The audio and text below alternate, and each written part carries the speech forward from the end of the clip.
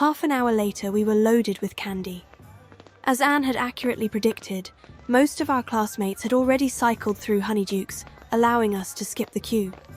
While Ominous happily dug into his new bag of Bertie Bott's every flavour beans, looking perfectly content, Sebastian wore a glum expression, a pout forming as he frowned at his chocolate frog card.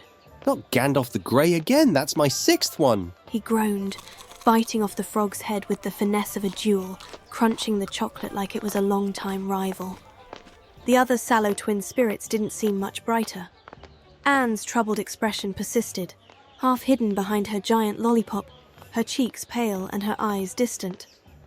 I sensed her mind drifting back to the kiss, and a faint, restless pull stirred in my own chest.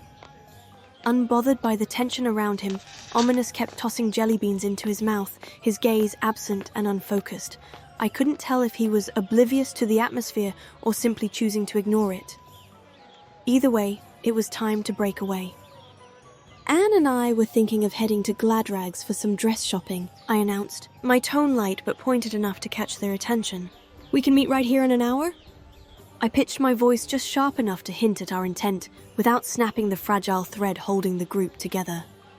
But to my dismay, Ominous missed, or ignored, the illusion. I'll come with you. I've been meaning to pick up new trousers, he said with genuine enthusiasm, making me regret underestimating his dedication to fashion. Well, it's just, a girl's thing. I stumbled over my words, casting a quick, pleading glance toward Anne, but her mind was clearly elsewhere. Ominous merely raised a brow, likely debating whether to be offended. After a pause, he shrugged. If you say so. Turning to Sebastian, he gave a quick nod. Let's check out Zonko's. A spark returned to Sebastian's face, and he broke into his usual cheeky grin.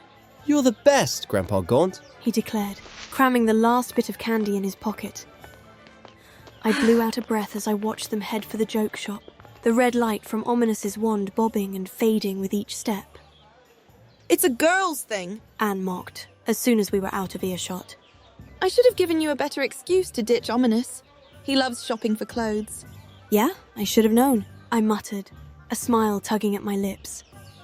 I held my gaze lowered to focus on the image in my head. I could easily picture Ominous running his fingers over fabrics, proficiently picking out the finest quality.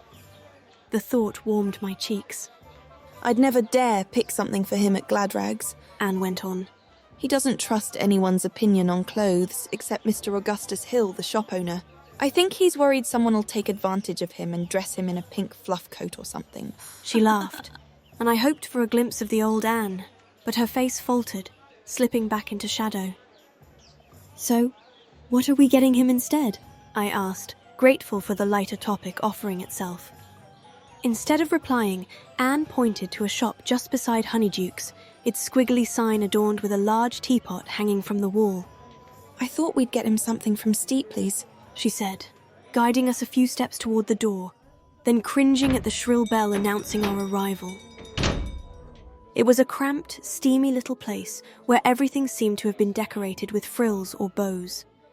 Small round tables dotted the room, each barely large enough for 2 cups of tea. Most were occupied by couples, gazing into each other's eyes, some even sharing a drinking straw. I couldn't picture Ominous having any business in here.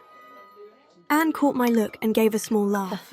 I know, it doesn't look like it, but they make a very decent tea, she said in a low voice, her gaze brushing over the other customers. But because Ominous knows of this place's reputation as the haunt of happy couples, he won't admit he'd actually love to try it. And, well, you can guess how much Sebastian cares about tea. As Anne approached the counter, Mrs. Steepley emerged from upstairs, balancing a tray of empty teacups. Noticing us, she flicked her wand to let the tray float beside her, freeing her hands to take our order.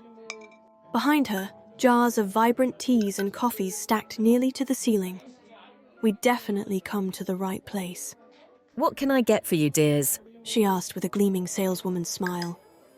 Anne and I quickly agreed on a special ginger tea and a bag of flour sugar to satisfy Ominous's evident sweet tooth.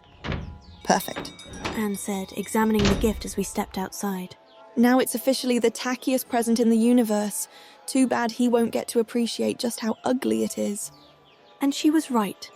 Mrs. Steepley had indeed done an outstanding job matching the gift to her brand, complete with signature frills and hideous blossom-patterned paper. I smiled as we settled onto a bench in the town square, waiting for the boys to return. Though Ominous' birthday was still 2 weeks away, my mind danced with images of him, shaking the gift beside his ear, taking unbearably long to unwrap it, careful not to tear the paper, cringing at Sebastian's off-key singing. My gaze drifted to the lumber mill across the small lake, following the gentle rhythm of its wheel, until a splash broke through it. Anne tossed another rock into the water, her eyes glassy, fixed on the ripples as they faded. Anne? Yes? Slowly, reluctantly, she turned, blinking as if to push back tears, her expression determinedly neutral. "About Nerida?" I began, letting the words roll off my tongue before I lost them. "You don't have to tell me if you don't want to, but I'm worried. I'm here if you need someone to talk to." Anne lowered her head, rubbing the rocks in her hands together, a crease forming between her brows. "Yes," she finally whispered, taking a steadying breath. I like her.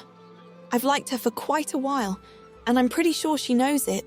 I thought..." Anne let out a groan, letting her head fall back against the bench. "Never mind, it's stupid," she muttered, waving a hand. "No, Anne, it's not stupid," I said, clutching the frilly present in my lap. "It must have been awful seeing her like that. I'm so sorry." My heart twisted at the thought of seeing someone so close to me in another's arms, touching, feeling. "Thank you, but I'm fine," Anne replied, folding her arms tightly, her nails digging into her sleeves. "I can't say I didn't see it coming. We've been friends forever. But still, I thought there were signs of... something. Guess I was wrong."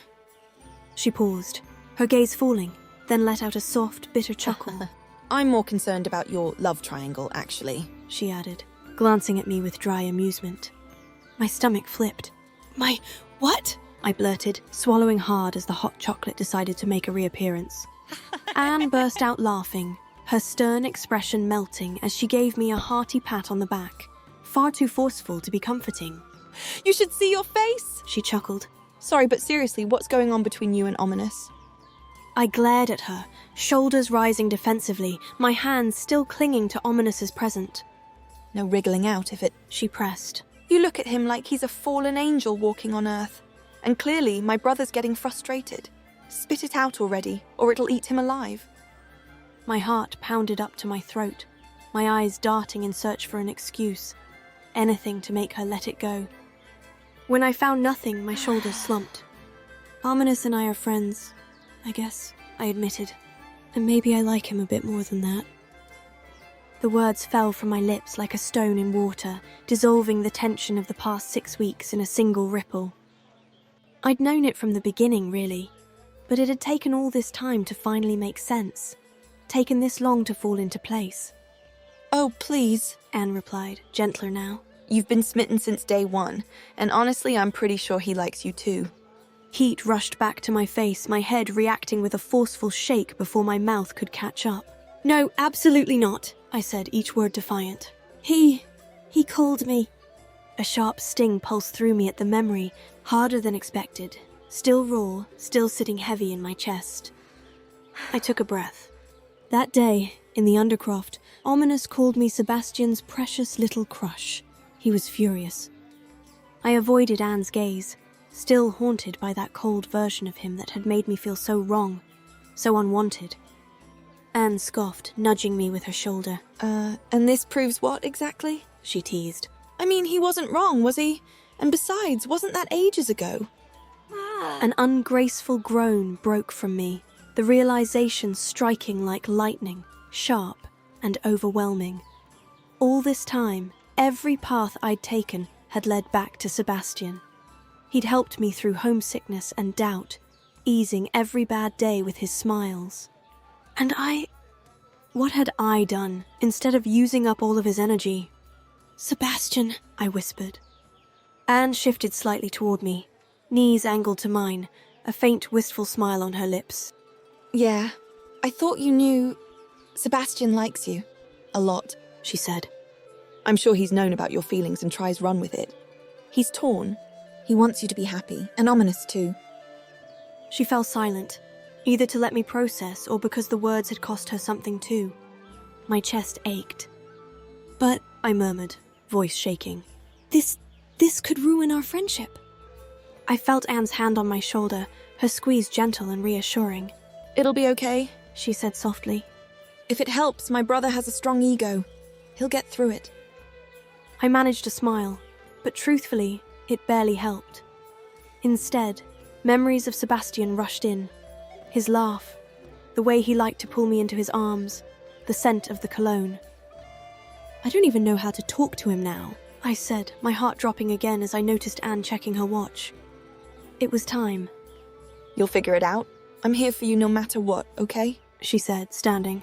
And thank you for being honest with me. I turned, scanning the square, and spotted them instantly. Sebastian stood in front of Honeydukes, a shopping bag balanced between his feet, his broad smirk unmistakable. Next to him, arms braced on his hips, was Ominous, his disapproving frown firmly in place. About time. He called as he noticed us approaching. I'm still going to Gladrex, by the way. You can't stop me from getting new trousers.